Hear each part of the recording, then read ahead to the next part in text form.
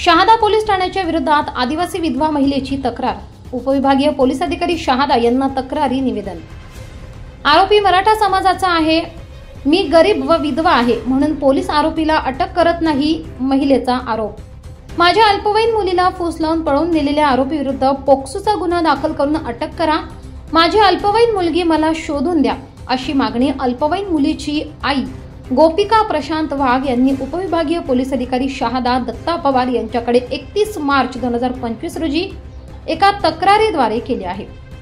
तक्रारीत म्हटले आहे की माझी अल्पवयीन मुलगी प्रगती प्रशांत वाघ वय 16 वर्ष हिला फूस लावून पळून नेलेल्या आरोपी विरुद्ध कायदेशीर कडक कारवाई करावी म्हणून पोलीस ठाणे शहादा येथे दिनांक 10 ऑगस्ट 2024 रोजी मी एक तक्रार दाखल केली आहे।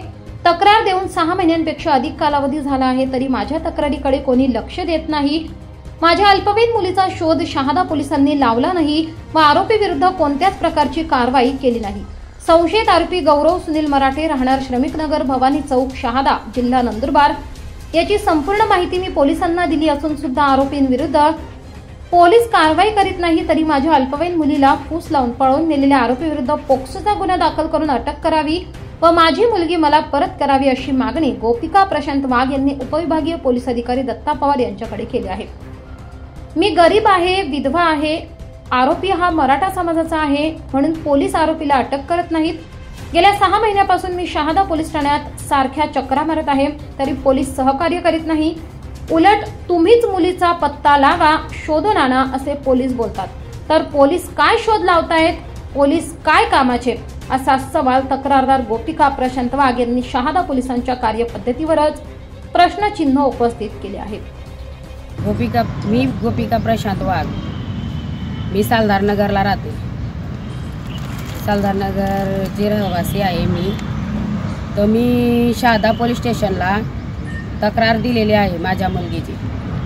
तर माझी मुलगी हरवली आहे, त्यापासून मी निस्ती चक्रा घालते शहादा पोलीस स्टेशनला चक्रा घालते, पण कोणी लक्ष द्यायला तयार होत नाही। मी गरीब आहे त्यामुळे कोणी लक्ष देत नाही का की मी माझी परिस्थिती नाजूक आहे आणि मी विधवा बाई आहे म्हणून कोणी लक्ष देत नाही। पोलीस स्टेशनला जायचं यायचं नुसतं परत येऊन बसायचं, कोणी लक्ष देत नाही आणि मी तिथं जाऊन नुसतं फिरत येते आणि कोणी माझ्याकडे लक्ष देत नाही। मी तिथं जाऊन उभी राहते, विचारते, तरी पण ते काही लक्ष द्यायला तयार नाही आणि मला सांगतात ते तर ट्रॅकिंग करा, ट्रॅकिंग झालं की तुम्ही पत्ता आणून द्या। आता माझ्याकडे पत्ता राहिला असता तर मी गेली नसती का कोणाला घेऊन, म्हणजे मला सहकार्य करायला कोणीच उभे नाही राहत, ना पोलीस स्टेशन ना कोणी, म्हणून मी पोलीस स्टेशनच्या इथे फिरत राहते तरी लक्ष द्यायला तयार होत नाही। आता माझ्याकडून पत्ता मागताय, मी कुठून पत्ता आणून देऊ त्यांना, लोकेशन आम्ही करतोय तरी लक्ष द्यायला तयार होत नाही।